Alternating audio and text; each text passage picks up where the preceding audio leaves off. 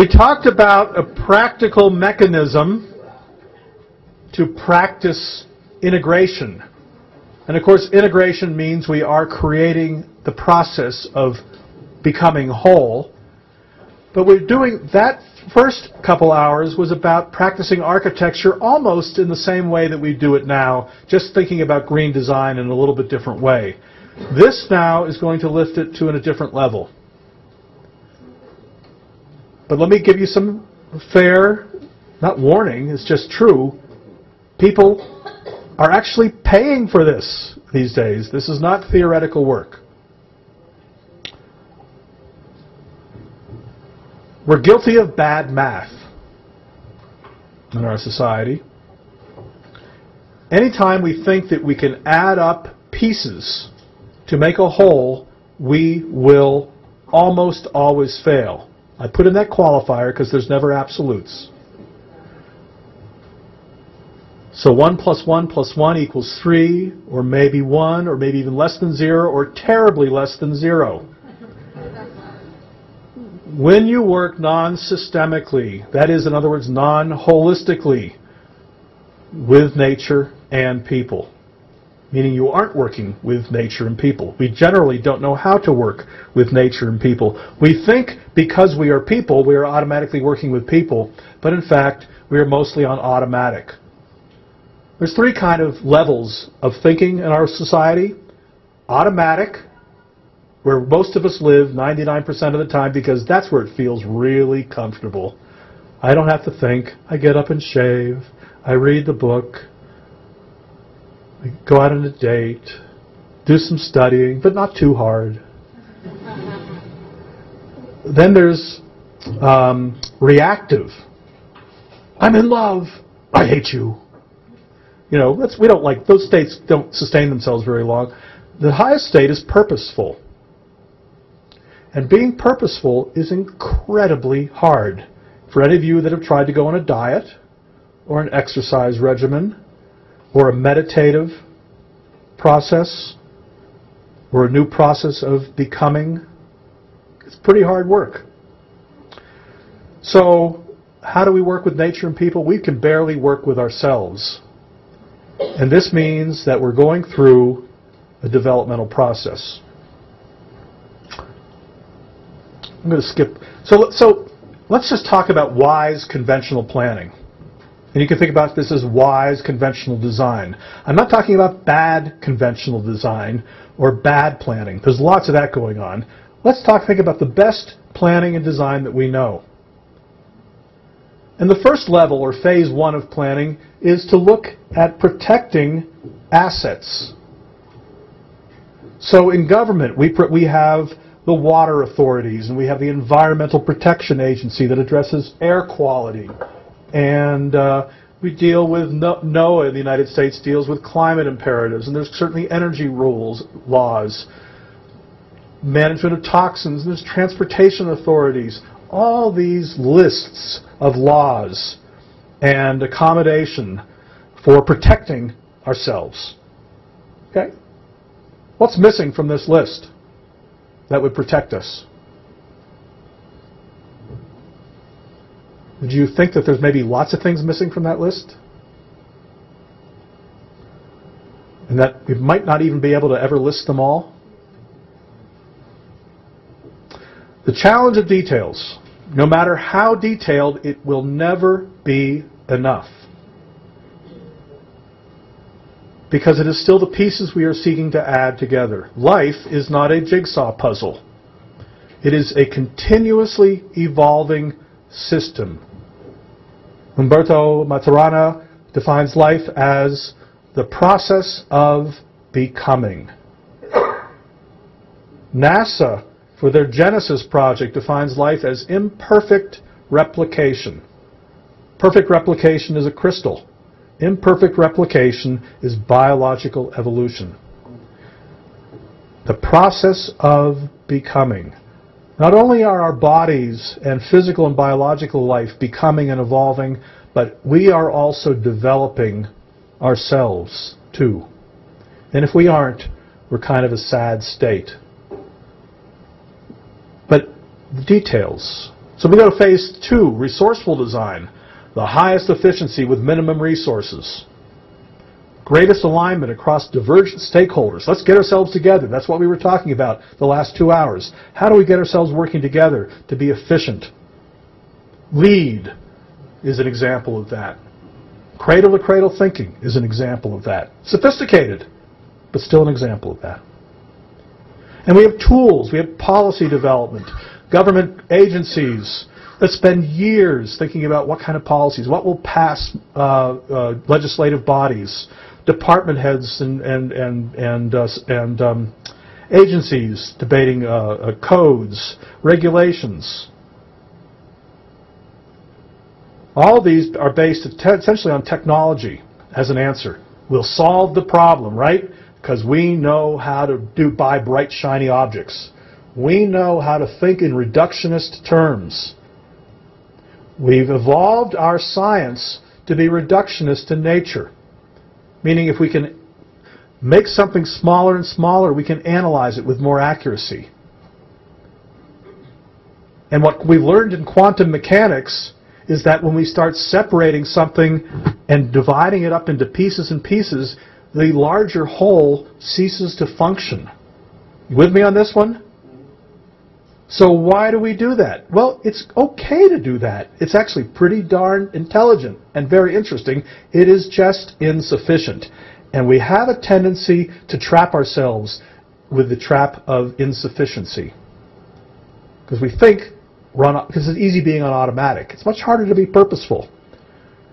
So we have science that talks about taxonomies in terms of what life looks like. What does that bird bone, that bird structure look like? Gee, it looks just like that dinosaur. Maybe birds descended from dinosaurs. And in fact, we find out that's true. Pretty amazing when you have a little Tweety bird on your finger and you realize that was a Tyrannosaurus Rex. You know, it's pretty fun and pretty neat stuff.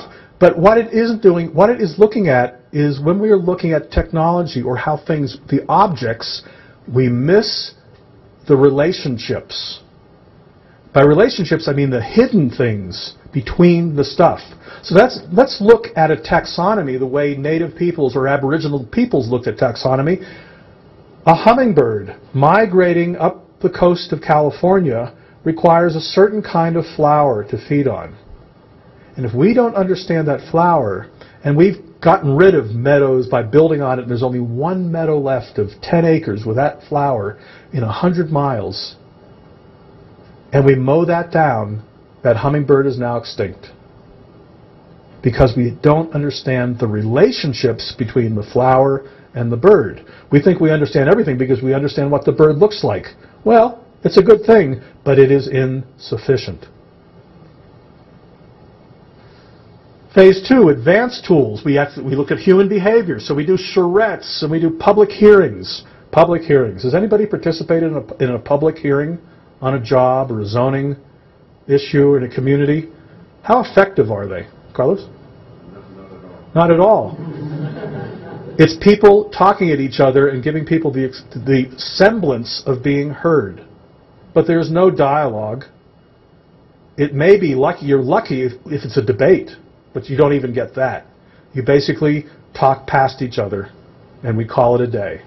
Talk about automatic, right? We're on automatic. We have experts, task forces. The idea is that more heads are better than a few. We're acting as a good society. Well, it's not bad, just not very sufficient. We're still in this wise conventional planning mode. And then we even go so far as anticipating the future. We look at growth scenarios and quality of life indicators and smart growth templates and economic development patterns. And we have ongoing task forces and looking into the future. We have the Global Reporting Initiative out of Canada. Have you ever looked at that? Thousands and thousands of metrics and benchmarks. And if you put them all together, would you have a sustainable society? Something's missing.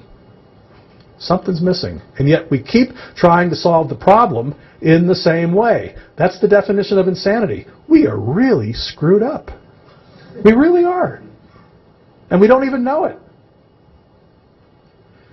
So how are we doing? On a scale of 1 to 10, rate how effective your design planning effort is in a typical city, county, or projects. Are we collectively wise? We kind of already answered that question. But do you think we are collectively wise? So something's wrong. And if all this were done correctly, plus whatever we missed on our list, and if we were aligned to all of that, and we know that's hard enough, and could pay for all of that, we would still only be halfway there. Because we're only going up to a point that's maybe potentially sustainable. The whole is much more than the sum of the parts. And here's the point. We are working with a mind that is not sufficient for this task. We have a mind on automatic, and it has to be shifted. We are in a time of great growth, and the architecture business is one of the most important businesses, and all the related businesses, to begin to address this, because we are impacting the planet in such significant ways. We are working with an elemental mind. We are working with parts. And so we try to, here's the social, we all have an agreement. I think we all have an agreement on what the ideal might look like. The lion and the lamb laying down together, you know. Unlimited food, a cornucopia of delight, and resting by the stream after a nice day of hoeing the potatoes. I don't know, that sounds pretty good to me. So we have a kind of a social agreement. I think we all kind of end up at the same basic place, but we try to get there by minimizing impact or by problem solving. You take that problem, Carlos. Carolyn, you take that problem, and then we'll talk about it in a couple of days. It's a start. Or we even talk about restoration to the original. What does that mean? I don't want to restore anything to this original. So what point do I do want to restore something to? So something's even wrong with that picture and that word. And then we also talk about prevention. Ugh. We prevent more bad. That's really motivating. So basically, we're living our life spinning plates. As long as we're busy problem solving, we feel kind of good about it. And it's about as effective as that picture. Kind of entertaining, but that's about it. We're on automatic. As important as wise conventional planning is in design, it can only help us do less harm by arresting disorder. We work on parts as fast as we can, because maybe we might get elected then if we do it faster than the other guy. We involve people where they have the most energy and expertise, and we hope to gain alignment, because we all have that hope. We all want to be part of each other. We all really love each other. We do. We don't express it. And sometimes you really irritate me, but we really love each other. So instead of arresting this order, how do we enable a higher order? Because that is the goal, isn't it? I mean, why not? Is that what we're really about? I don't know, does that seem like a reasonable characterization? I'm putting words in your mouth, but does this slide seem to make sense? Okay. So remember that stream? Well, that's still kind of arresting disorder. But here we arrested disorder, here we enabled a higher order. So we're working in that way. It's not like this is alien to us. Oops. So what sustains? At least let's talk about that social agreement, because we're talking about that, that's why we're here. But we cannot sustain what we do not all care about. Are you all familiar with the term NIMBYism? In English it means not in my backyard. And that's the standard response for anything that's being built nearby. I want you to have it, but we don't want to have it here. In the United States, most power plants are built in the lowest social economic strata, because the rich people can kind of force it there, and the poor folk don't have a shot. Not in my backyard. I've got a lawyer. That poor janitor down the street doesn't have the money to hire a lawyer, so he gets stuck with the bad stuff.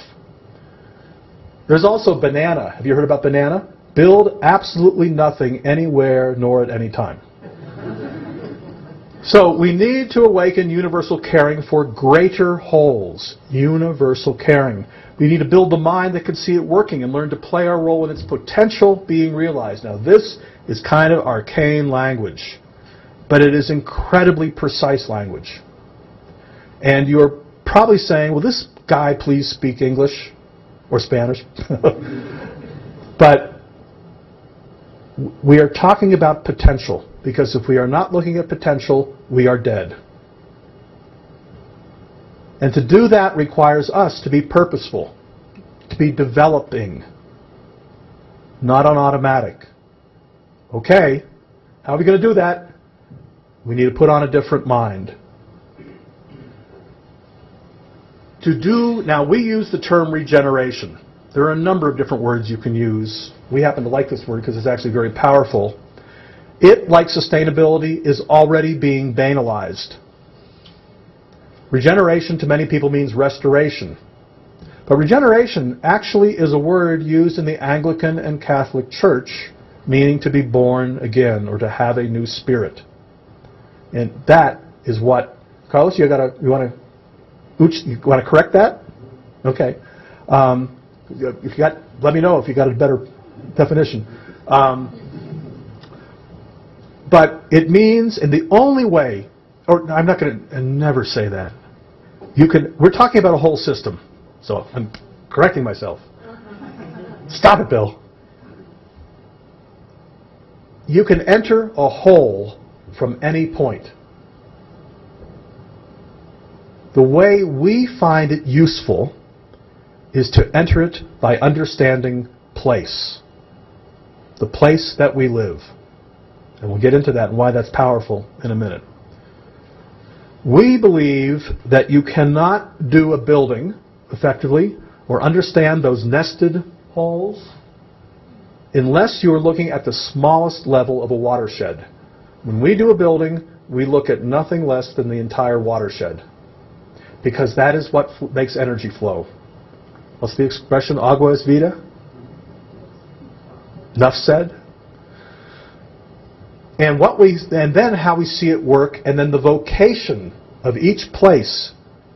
The vocation of each place. Every place on the planet has its own vocation, just like you and you have your own vocation. And when you find your vocation in life, you feel at peace. Have any of you found your vocations? And I dare say that many of us in the room are struggling to find our vocation. It took me till I was 40 to find my vocation. Life has been very easy since then.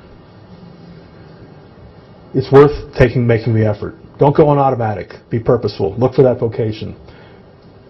Every square meter on the planet is 30% different than the next square meter.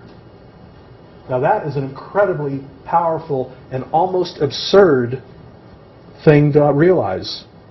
And I thought, well, a biologist told me that, Jerry Wilhelm in the United States, and I thought, well, that's kind of a nice story.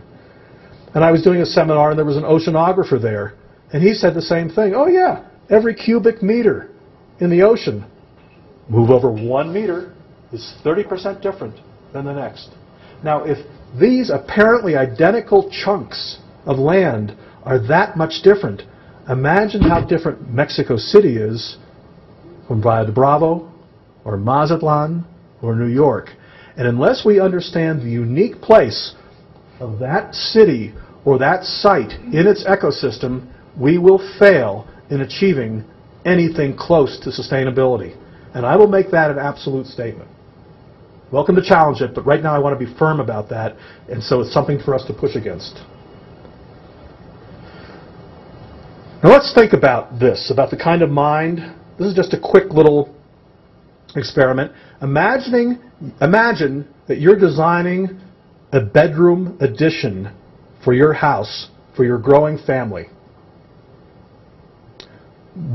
Who do you have to be, and what do you have to know to effectively design that addition? Just think about that for 10 seconds. I don't want to hear the answer, but I want you to think about it. Who do you have to be and what do you have to know to design that addition? Now, let's think about designing this addition, an addition for the purpose of developing your children. Who do you have to be? What do you have to know and embrace to design an addition for the development of your children?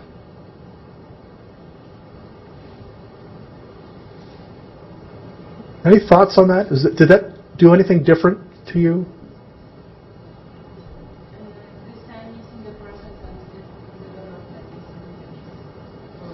Okay, so what are we anticipating in the future?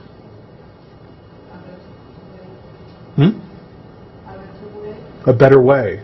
So what might we need, to develop our children, what might we need to address?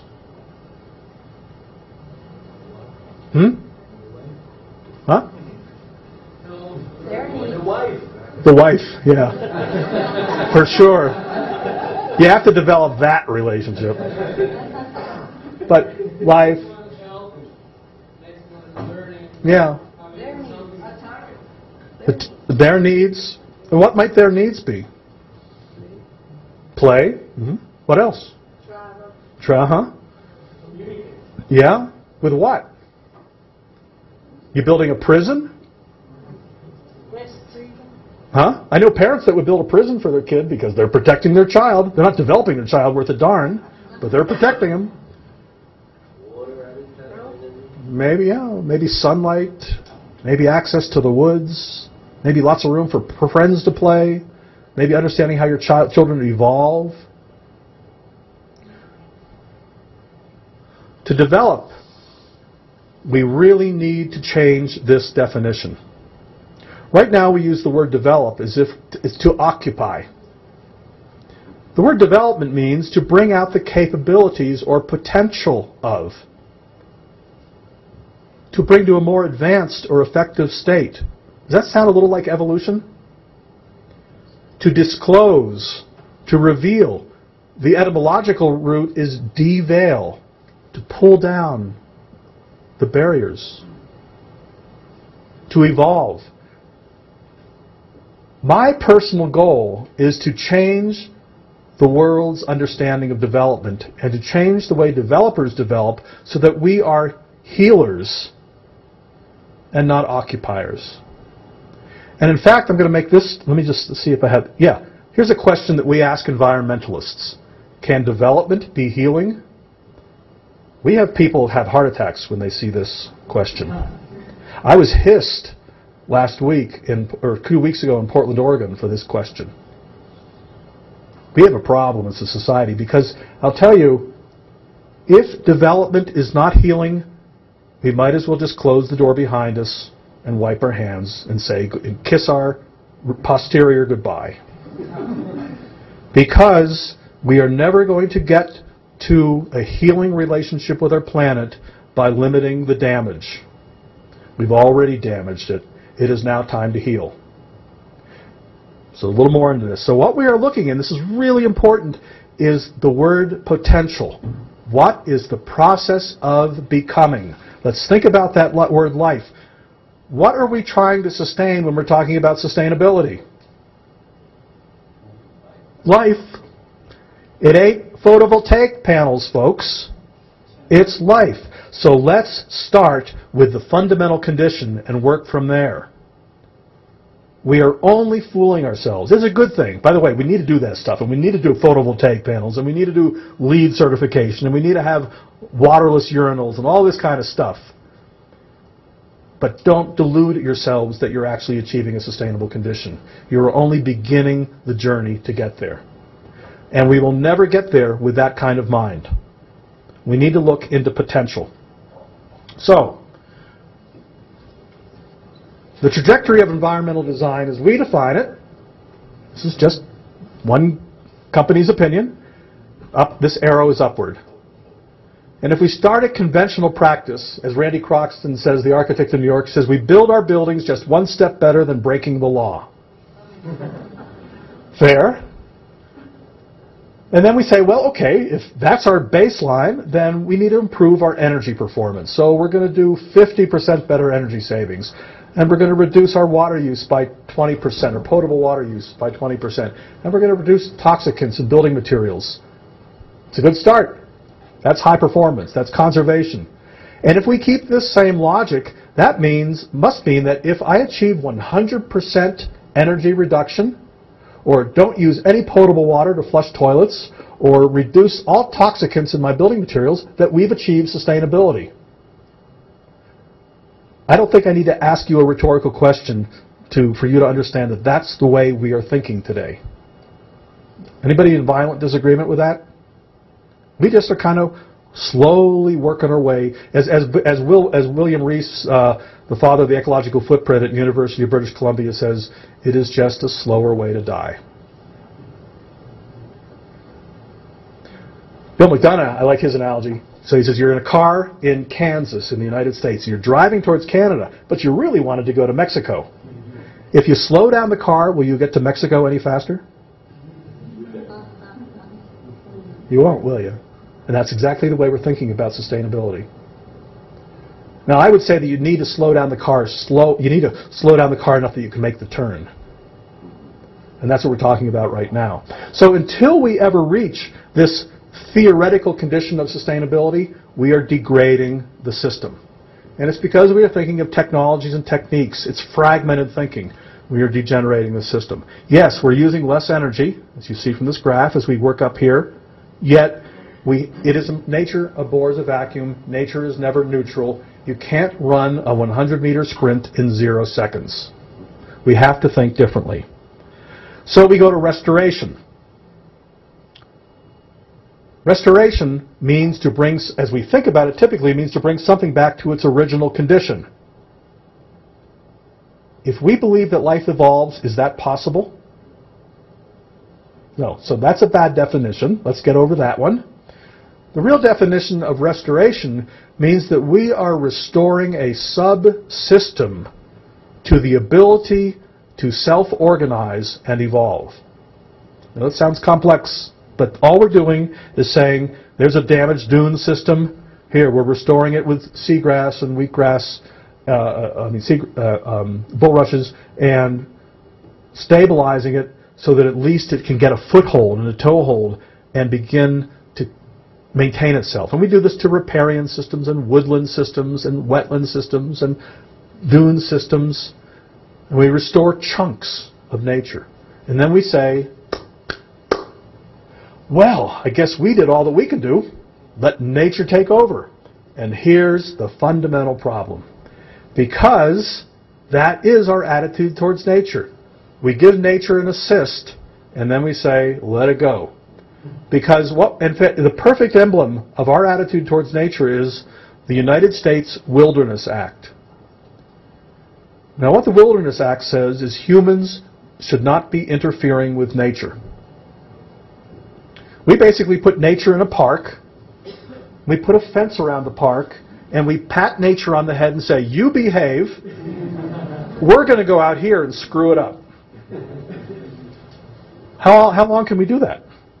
So, regeneration is the next level. And regeneration means that we need to become like nature. We need to have a new spirit instilled in us to create anew.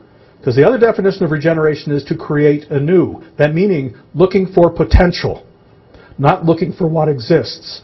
Not steering our boat by looking at the wake. That's basically what we do. It's how we do our marketing studies for buildings.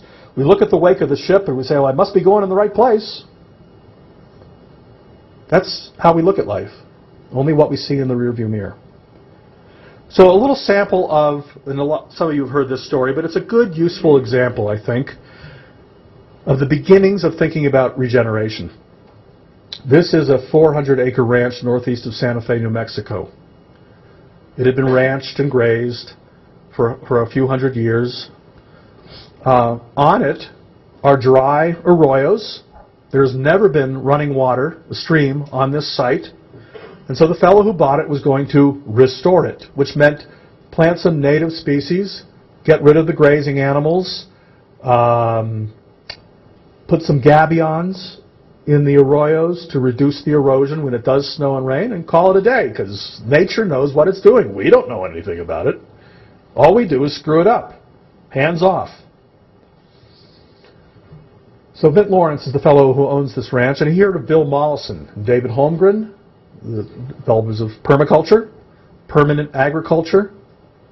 We can't have permanent... Our agricultural system, by the way, we're going to talk about that in a minute, is almost as bad as a coal plant in your backyard. Our industrial agricultural system is also a slower way to die. So permaculture has come out, it's basically just good systems thinking. There's nothing new in permaculture except a compilation of the way to think of life as a whole. It's very useful, but it doesn't work with the human development aspect, but it does work with our potential. So Bill Mollison and a couple of his cronies came over to meet with Vint Lawrence, and they looked at three things. It took them a few days. It doesn't take long to do this work, if you know what you're looking for. So they looked at meteorological conditions, geologic conditions, and cultural conditions, because humans are part of nature. So meteorologically, this place gets 10 inches of rain a year and has 100 inches of evaporation, a desert climate.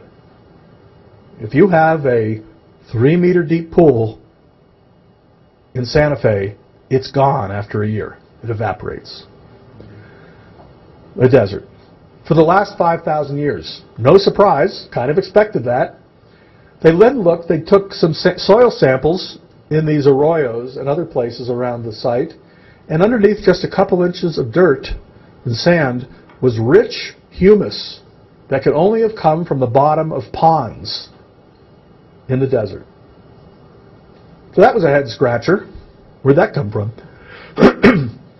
They did a cultural analysis, and they found out that Wild Bill Williams and his mountain men came south from Colorado in early 1800 to trap beaver. Beaver in the desert. Desert beaver. No such thing. So their first reaction was, well, let's bring back the beaver. But beaver don't live on saguaro cactus and prickly pear. So what they decided to do was to become analog beaver. To become beaver. And so that meant to build dams, because that's the pattern of life that beavers engage in. And so in the space of 3 days, they put up 12 meter-high earthen check dams, where beaver would logically have built their dams, and within a year and a half, there was a permanent running stream on this site. Anybody kind of excited by that? I just don't know. I want to check in here. Where did that water come from? What? Yeah. Say more, Carlos. How did it do that?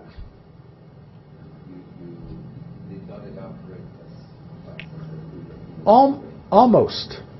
The water sheets off. Well, I think you did. The water does sheet off. It does rain and snow. Just when it sheets off, it evaporates. Remember that swimming pool? Because I gave you all the hints there. But because it's held behind a dam, it ponds. And then it has a chance to recharge the groundwater table. And the stream is nothing but an elevated groundwater table. And voila, we have the beginning of creating new potential. Not restoring what is. An environmentalist would say, protect that land. An ecologist would say, let's participate with the land. There's a big difference between an environmentalist and an ecologist. And I'm going to make an incendiary statement right now. Environmentalists are almost as bad in my book as laissez-faire capitalists. Because, yeah, I know, and I mean that because, and I do mean that because they have subverted so many good work with the land because of a misunderstanding of how life works. They want to win, but they don't want to understand how life works. The ego is in the way. Now, I'm making a gross generality, and I deserve to be hissed at for that, but I just want to stir the pot on this one, because I'm suffering some black and blue bruises right now from a project I'm going to show you that the environmentalists have destroyed because they thought they were doing the right thing. So, the point of this is the beginning of regeneration. What makes this truly regenerative is that every farmer in the valley learned from this, doing the same thing, and now there's a raging, frothy stream where there was no water for the last 200 years. The Jordan Desert, 400 feet below sea level, is bringing back date palms and citrus with no additional water. You don't need to irrigate drylands or even the desert if you know how life works.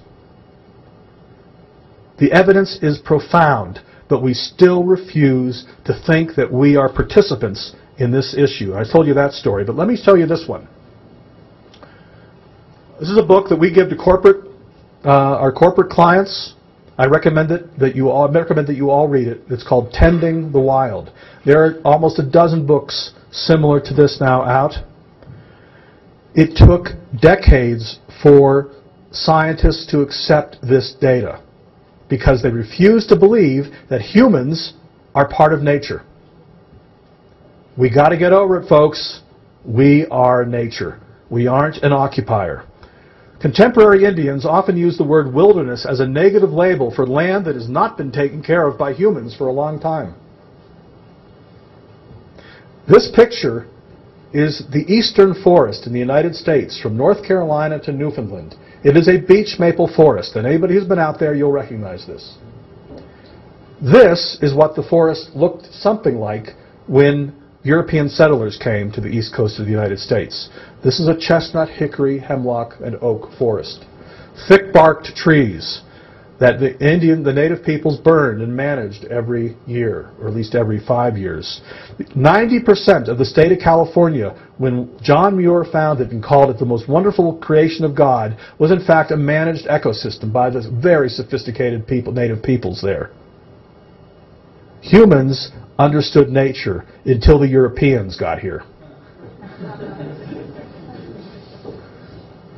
Here's an interesting statistic. There's a lot of trees in this picture. Take a guess at how many trees there were per acre in the United States when colonial settlers got there. Just take a guess. Trees per acre in nature. Oh, just try. Because you'll be wrong. How, 400? 7. 7 trees per acre. The surveys were done by Jefferson and Washington and all these farmers.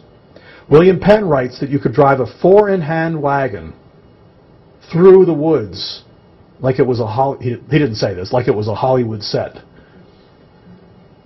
It was an entirely different ecosystem. And it was a managed ecosystem. And then it turned from this into that. Now, what's interesting, this is a climax growth ecosystem, meaning the energy is expended to the end point of the expression of the life in that place.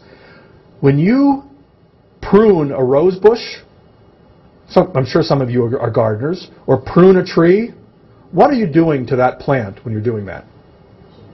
Tell me exactly what you're doing when you're pruning that tree. What's happening? Nobody know?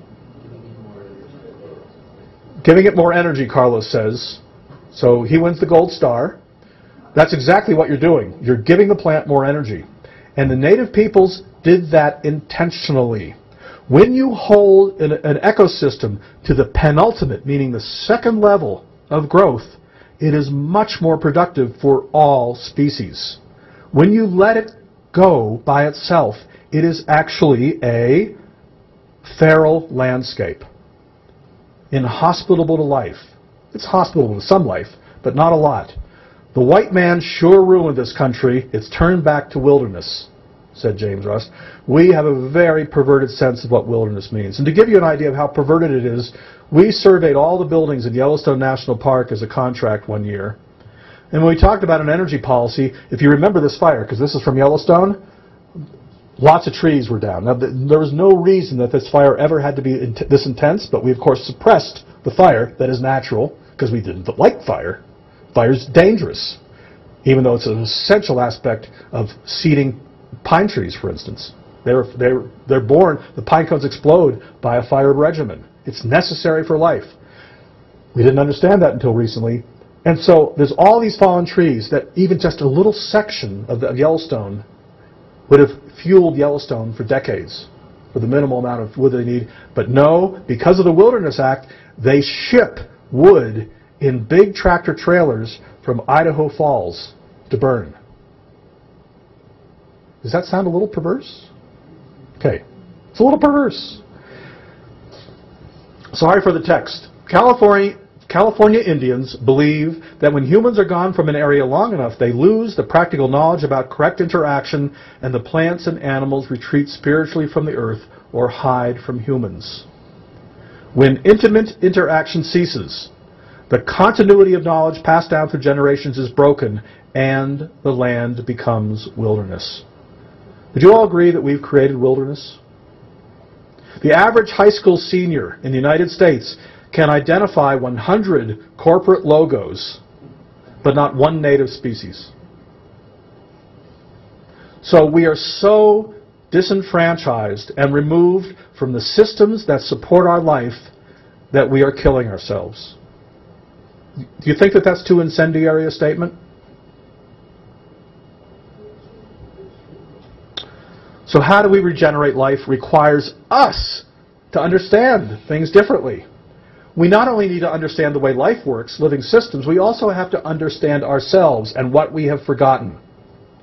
When the first scientist in 1950 did a survey, I think it was through Smithsonian, of the native peoples, and they told stories about how they maintained hectares and hectares of land, he was laughed off the academic circle because, well, that's absurd, of course. Nobody could maintain that land because we couldn't imagine it. We didn't even have the mind to contemplate. This fellow was laughed off the academic circuit. That's why I love universities. Sorry, I just get really tired of academics. Because of the egos that we bring to our work. Nothing personal, because I'm an academic too, but I really detest the way we actually have to function in this environment. We have to understand ourselves and the potential that comes out of this relationship.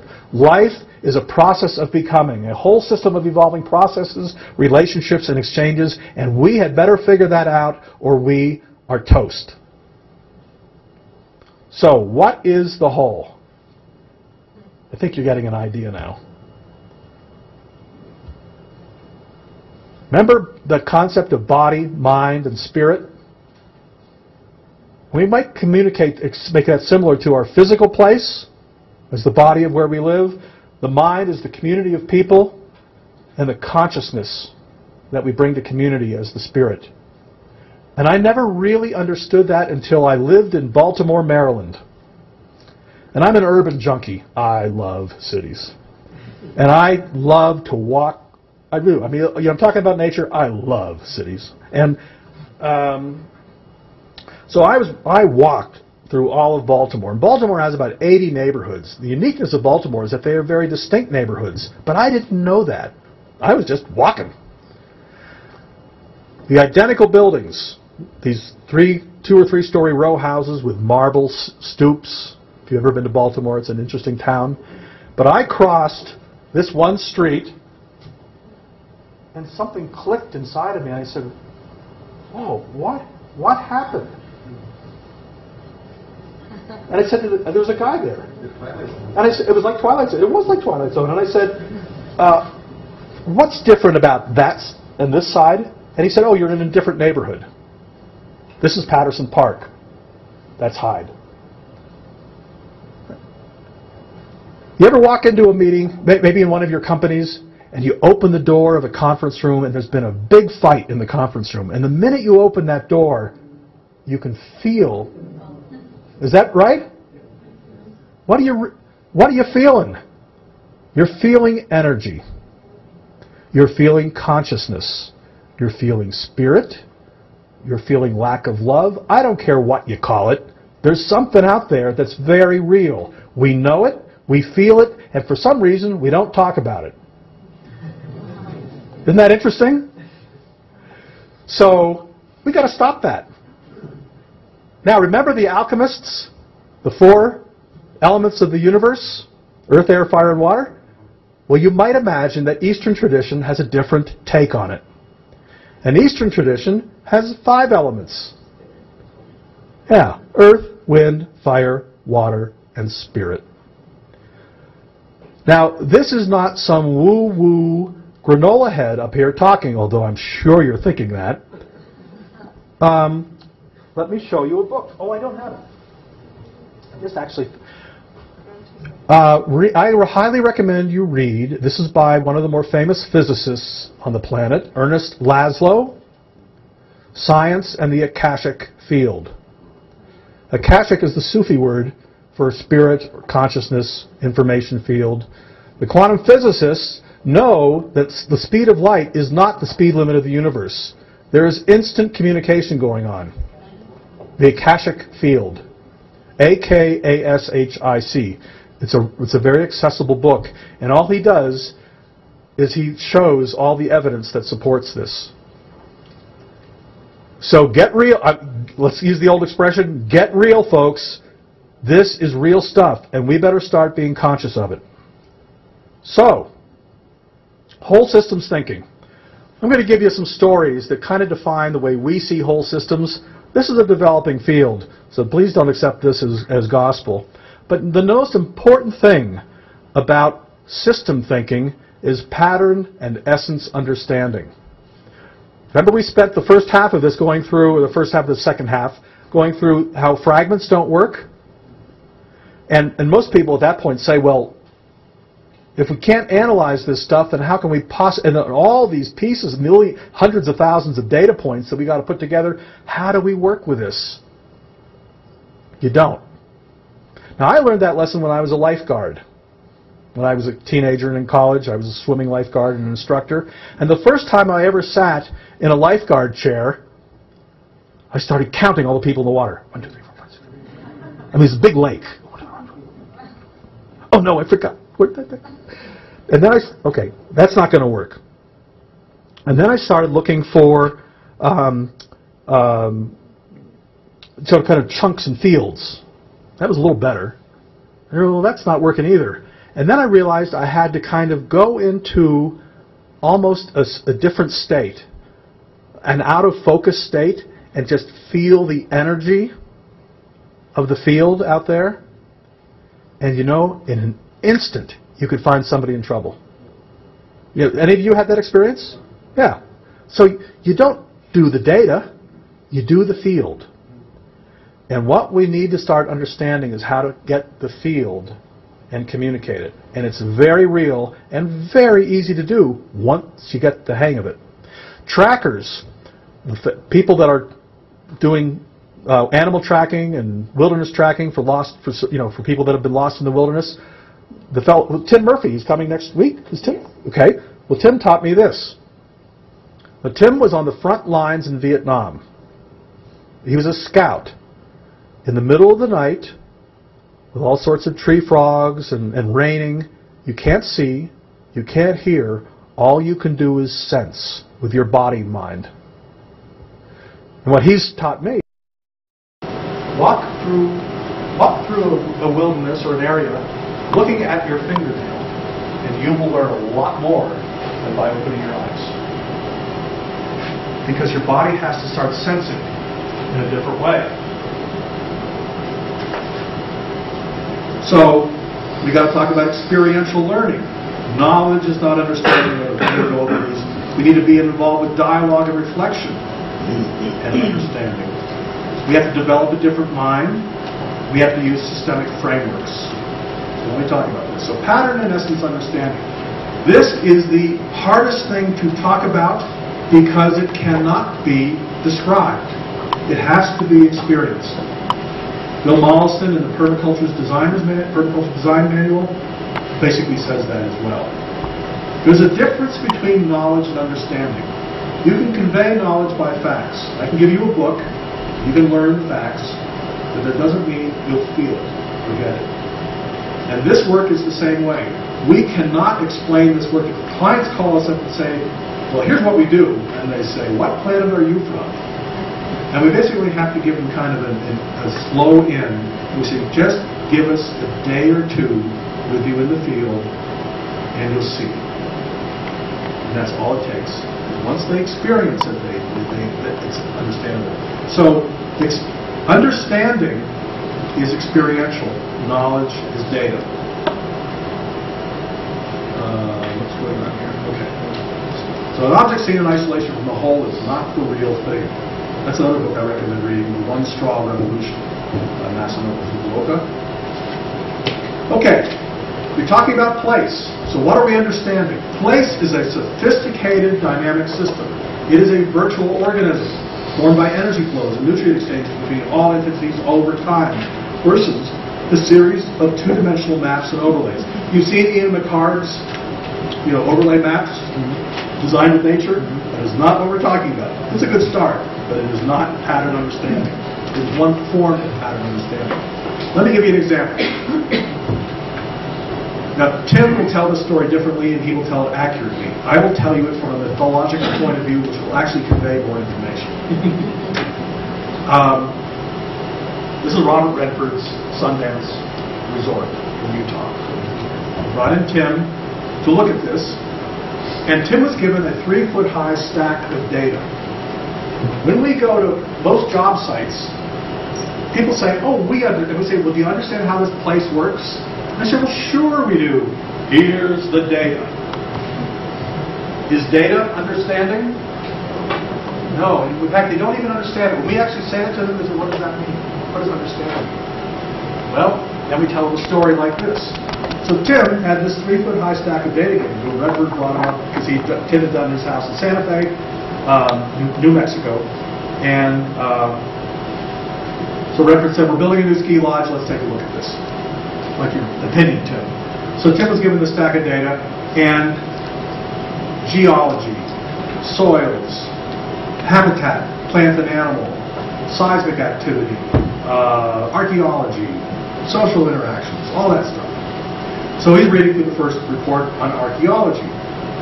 And the archaeologist says, there are no arrowheads or burial mounds in this valley for at least the last 10,000 years. Now, most developers at that point would say, dodge that bullet, right? No problem with the First Nations. Tim said, holy expletive, we have a problem. Because there is not one place in the last 10,000 years that has not been inhabited by humans. There's something wrong here. And I got to find out why. So we went on a walkabout. And it's really fascinating going on a walkabout for somebody like Tim. I can tell you where earthquake faults are now. Tim discovered a bunch of new earthquake faults. When you see a 90-degree drop in a ridge, that doesn't happen because of wind erosion. Shifting planes. The evidence is so profound. This was an area of intense forest fires. It was oriented with the prevailing wind. The trees showed intense charge from many fires, much more often than usual. That was a problem. Multiple avalanches. There were 3 glacial cirques that were continually forming avalanches. There's evidence of 3 avalanches in this picture. Flooding.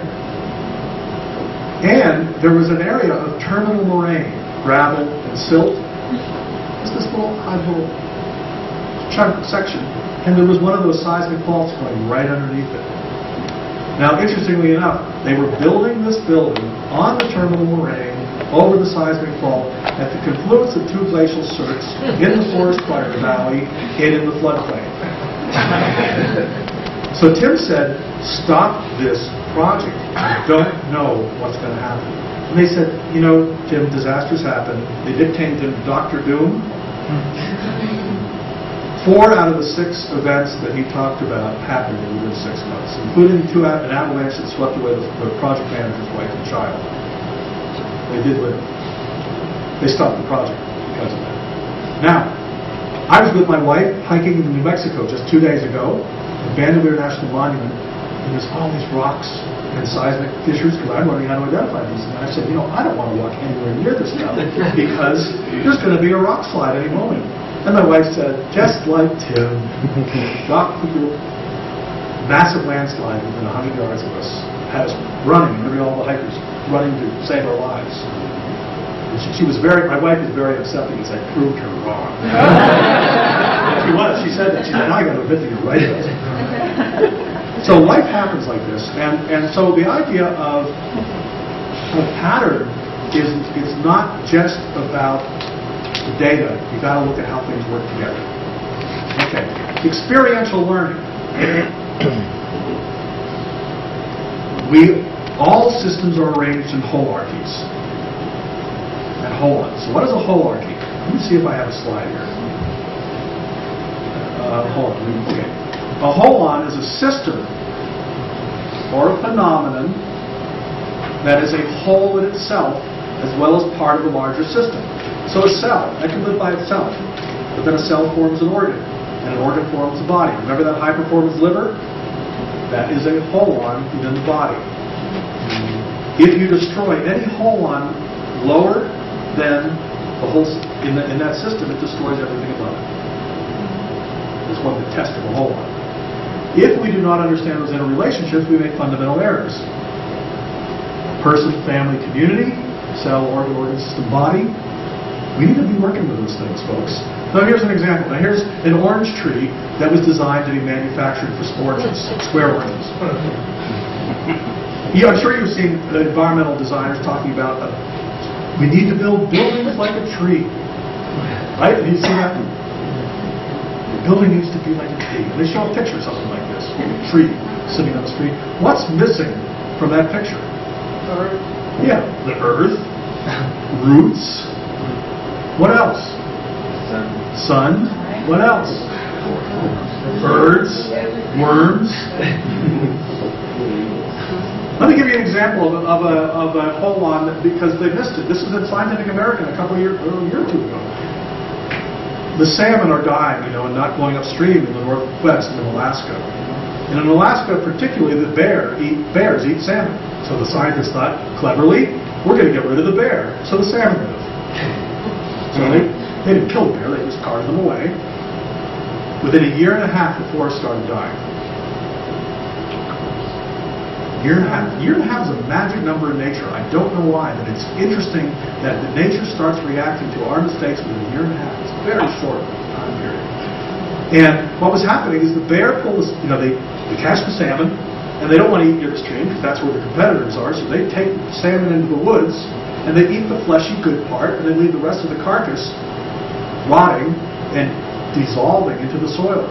Without that calcium and nutrients from the flesh, the trees were no longer being nutrified, and the treetops were dying within a year and a half. It was that fast.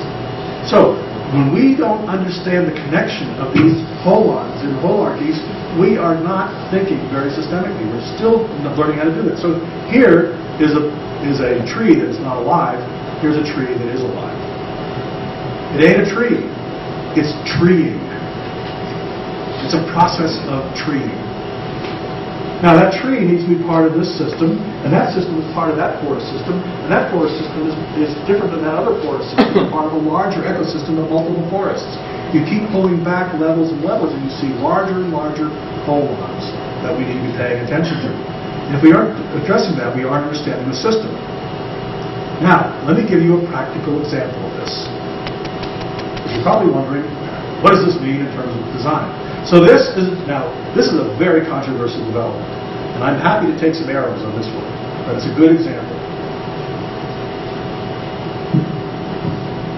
This is in the Teton Valley, Idaho. We are in an airplane flying over the Three Sisters in the Grand Teton, right? This is the Teton River. These are the big hole mountains, the footholds of the Tetons. This is looking west. That's north. South. This is about a 3,500-acre piece of land that a developer has purchased. Now, that sounds kind of bad because we all think developers are bad, and this developer is going to destroy the system, which is what every person in this town believes. And they're probably right. But let's look at the alternative story. The farmers that came here only 100 years ago planted this row crop agriculture, industrial agriculture. It was subsistence farming back then. Now that subsistence farming is no longer needed, since it's only a 4-month growing season, this is a very cold climate. Every time I've been there, I've been in a blizzard. Literally driven through a whiteout blizzard to get to these meetings. And what the farmers did is, you see this stream here? By the way, you see it doesn't even reach the Teton River? That's an interesting thing. You see all these? What were those? Huh? Banks, like banks? Other streams that the farmers diverted so they could plant crops. When you divert water, agua es vida, there's no more salmon, because this is where the salmon breed. They go up this far. There's no more yellowtail, cutthroat trout. There's no more beaver. There's no more elk, moose, deer, wolf, coyotes. So farming killed this system. And yet we get a lead point for not destroying farming. Remember 1 plus 1 plus 1 sometimes is less than 0? Here's an example of 1 plus 1 equaling much less than 0. Because we, in our kind of romantic view of life, think farming is this bucolic, wonderful process. This kind of farming is death. There are much better farming practices, 3 to 4 times more productive, but not available for industrial agriculture. We have to learn to re-farm. So, everybody in this town loves this farming. This is a cultural landscape. We're protecting our heritage. Meanwhile, we've totally screwed over the entire ecosystem. Zoning, now these farmers are all going out of business. They have to sell their farms. That's the nature of our economy. I'm just being a realist now. And what zoning allows is 1 house for every 20 acres. Now, you can imagine little 20-acre ranchettes sprinkled all over this area, and it would be no different than this farmland because it would still have not addressed the systemic destruction of this ecosystem. So this developer's coming along, he wants to build 1,200 homes.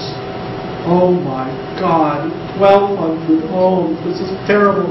You know, we also have to take responsibility for having babies. So maybe we ought to be handing out condoms as part of our research. But that's not our job. And so there are people that are going to occupy this land.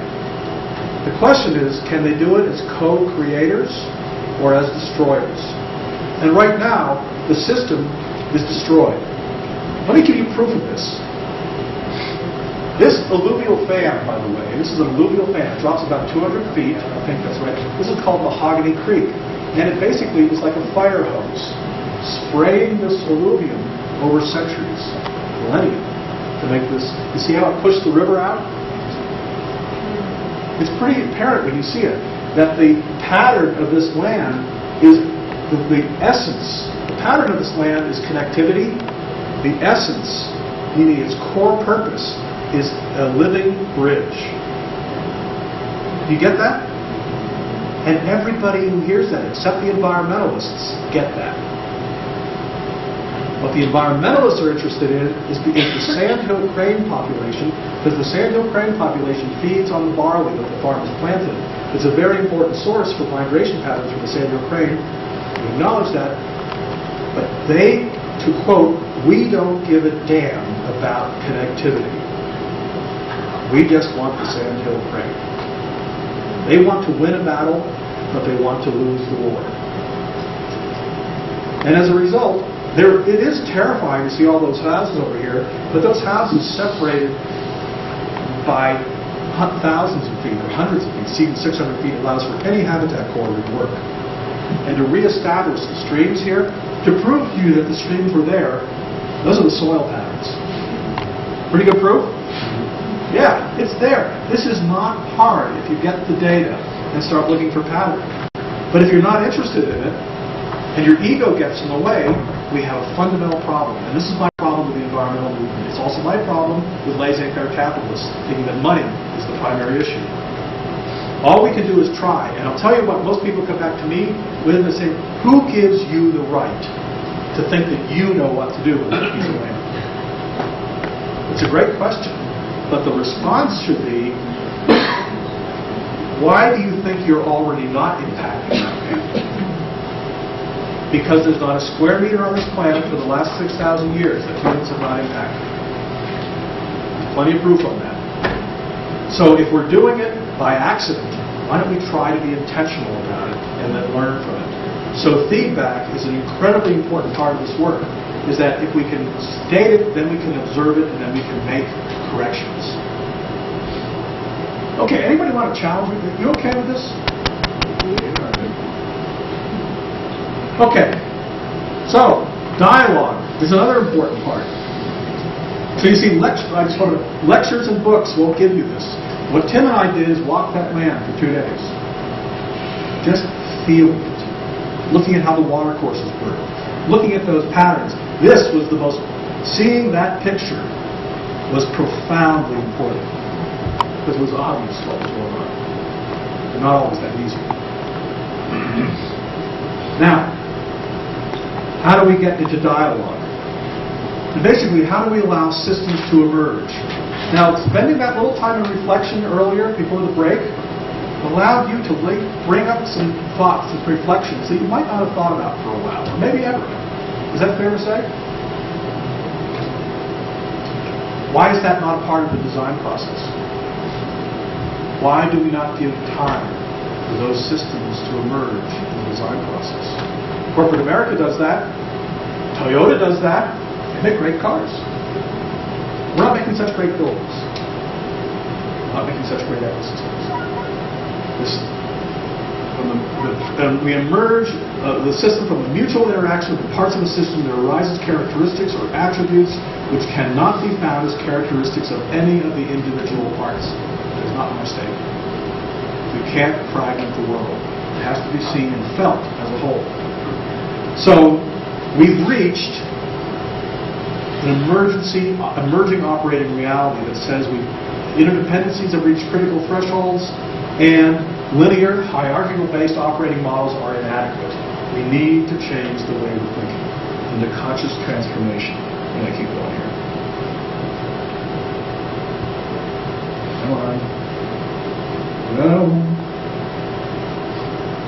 Oh, come on.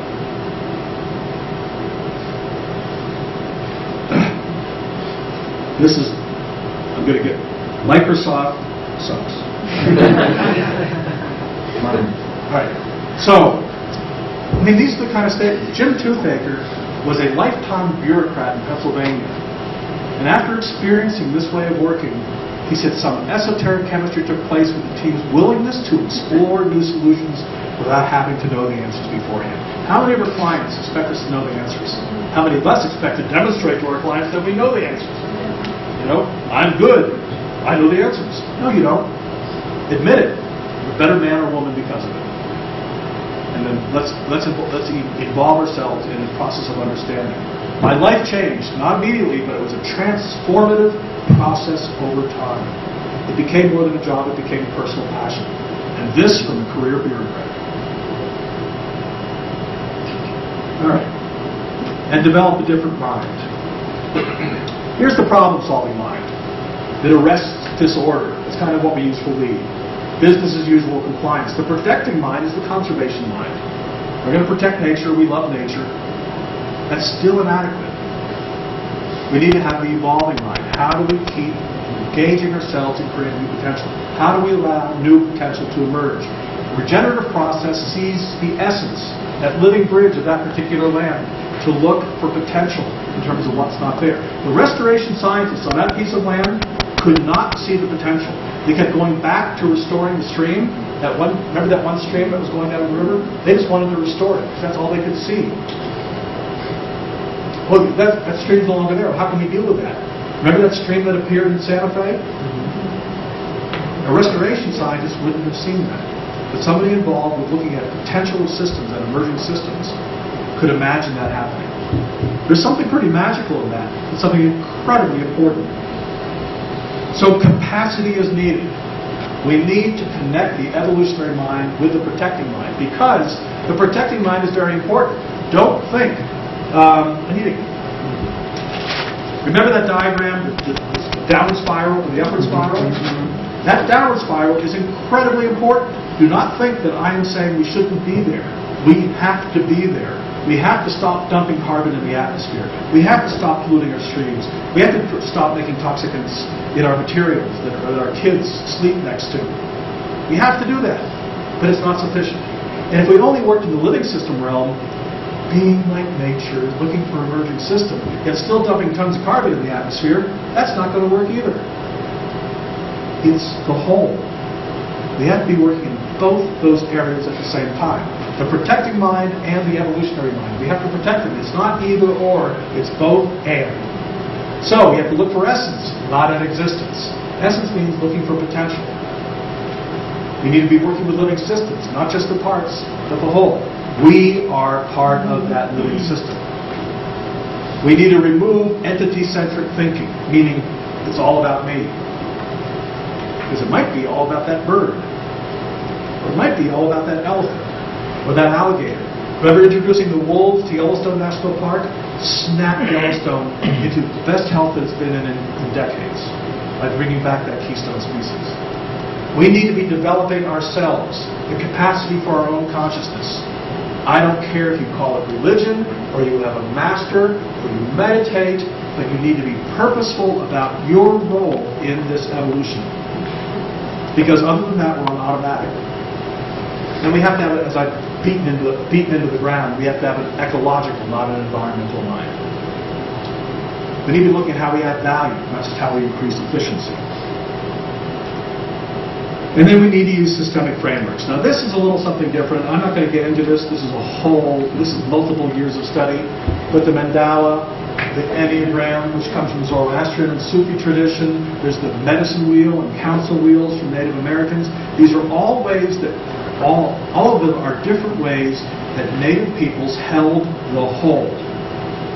Because by marching around what these different meanings mean, and they do have very specific meanings, to actually avoid making mistakes. We use these in our daily practice. But we don't need to go there. Because it's just a discipline to say, are you actually making sure you're addressing all those aspects, looking at them from fresh ways? It's a way to be purposeful. It's not the only way, for sure. Okay. So we need to look at historical patterns and the current state to understand a potential trajectory. Let me give you, okay, we got 15 more minutes. Let me give you 3 basic principles and then some stories.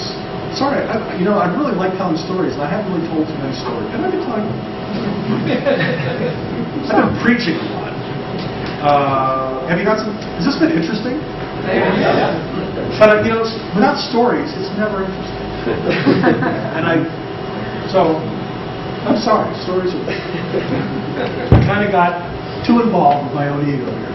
So there's 3 basic principles of regenerative design. The way we see it. This is our practice model. We hope this gets approved by others. Number 1, we have to understand the place. As Wendell Berry said, no one ever called their home an environment. You need to understand home. This place, by experiencing the whole system. This is Loretto Bay, not such a successful project, but it was kind of interesting in its development. I think Tim might talk about this. This is like an 8,000-acre watershed. This is what we had to look at before we could work down here. Number 2, I'll get more into that in a minute. You have to harmonize people in place. Now, what does that mean? And that means, by the way, we do this in Manhattan, and we do this in the desert of Arizona. We have to convey and hold the whole through the story of place, not data. This is how important stories are, and I'm actually, unfortunately, not proving that point. Let me express data versus story in a different way. When we describe a story of place, we're talking about its evolution over time and how it's developed, and its essence. Its essence is really understood through its relationships. So, Carolyn. I can describe what Carolyn is. Carolyn has light brown hair, and I haven't looked into your eyes lately, but I'll let you know, blue eyes. She's so tall, and she weighs so much, and she's wearing a brown coat. That's what Carolyn is. And she's got a perky smile. So that's the data of Carolyn. But it doesn't really describe Carolyn. I want to know Carolyn's essence. And the way that I know Carolyn's essence, in other words, who Carolyn is, not what Carolyn is by understanding how she's in relationship to her husband and her children and her parents and students.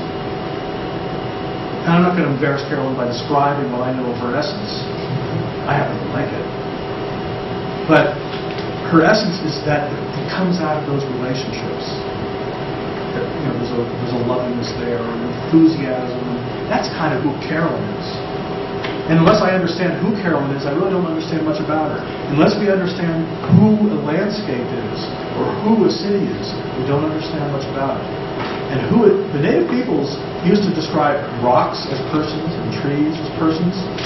I never understood why until recently. Because they have a unique role to play in the ecosystem. They are persons. They are alive. And I don't mean that euphemistically. So who are these places? This was kind of an interesting story here.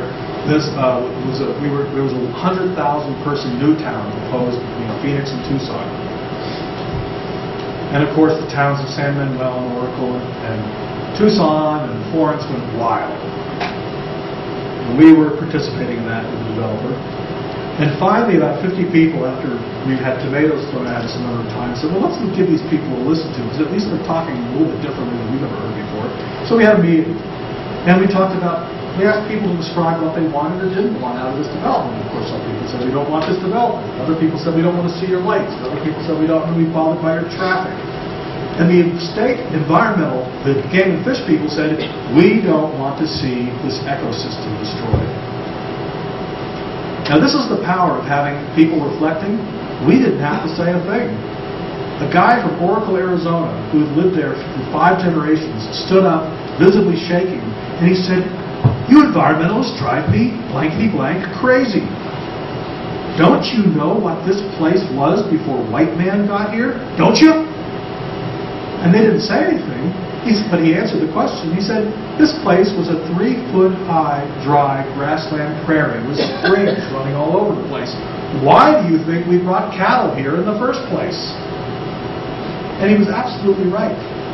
But you see, if we only look at existence instead of potential, we'll never see that. When we only look at what exists and not what was, we'll never see the possibilities.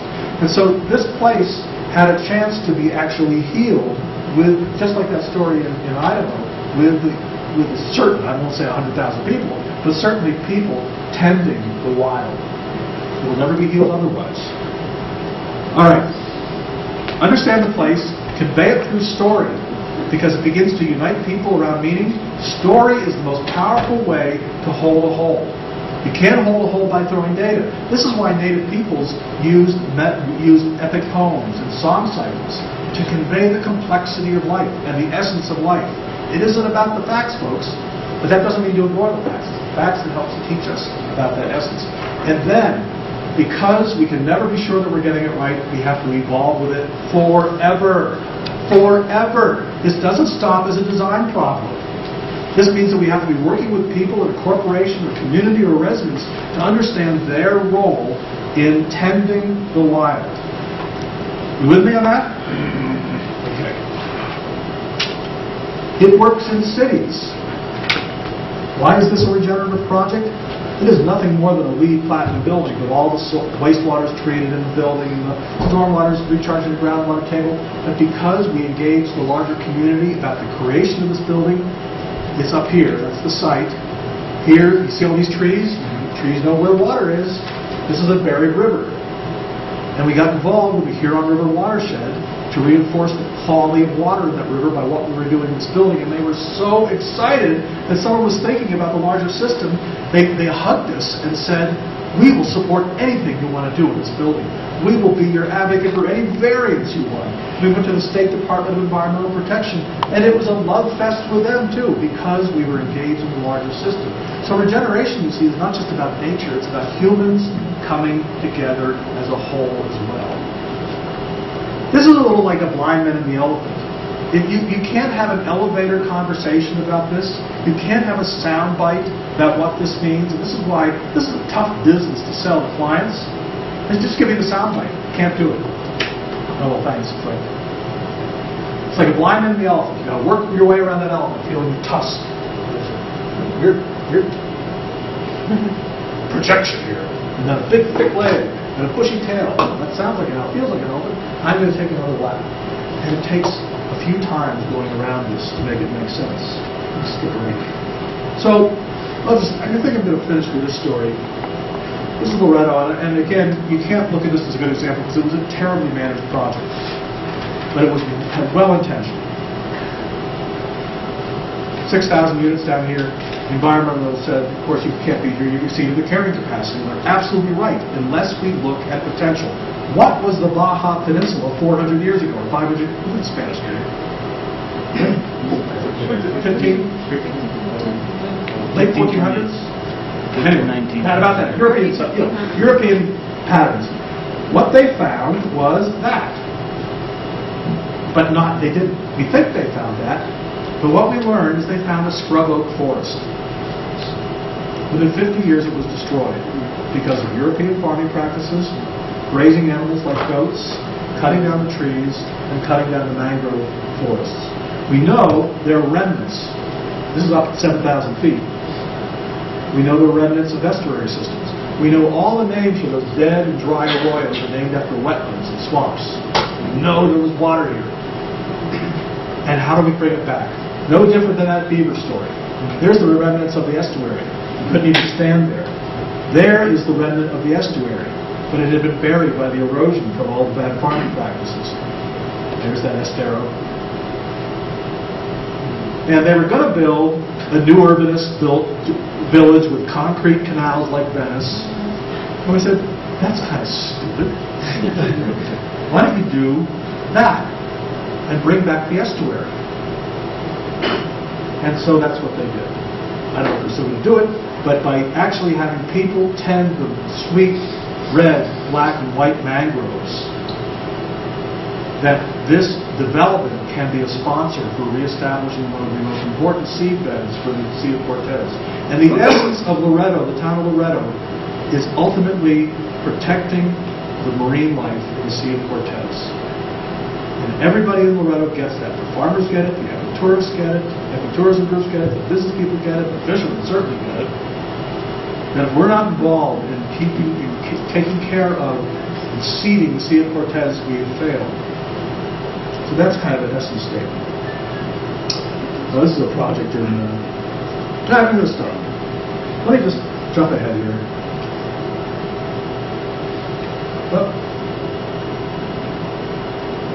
let me leave you with this slide. Natural systems have the ability to self-organize and heal themselves if we participate with them, not if we leave them alone. We are nature. I love that slide. Is that negative? Nice. What's that?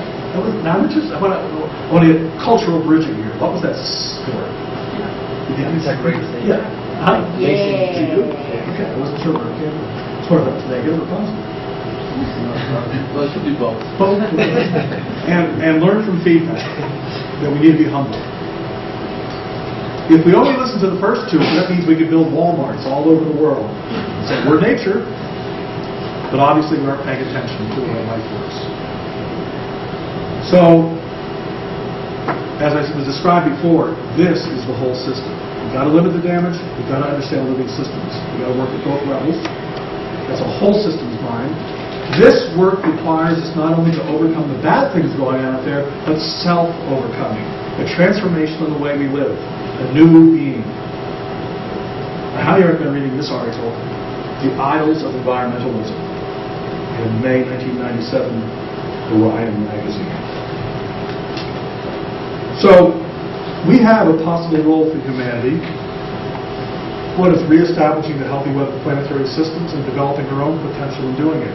Can we truly reach our potential if we are not actively engaged in that which supports our lives? What's your answer to that? But when we start co-evolving instead of occupying, then listening to that feedback, it'll be a continually upward spiral. That's where I believe the sustainability movement needs to go for it to be truly effective. In the meantime, we're working our way there, but we ain't there yet. That's all.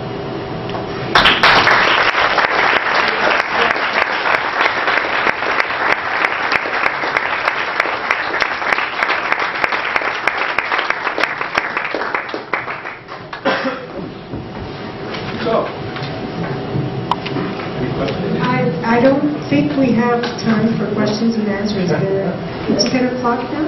Yep. disparity. And we're going to want to close the facility. Okay. So, I'm sorry that we overtime. yes, but I do want to thank Bill for being so, for his solidarity with the home course and with the Department of Architecture all these years. And I hope you will still be coming down to see us, because I think you give a lot to this course, and I'm very thankful for that. And we're going to give you the recognition of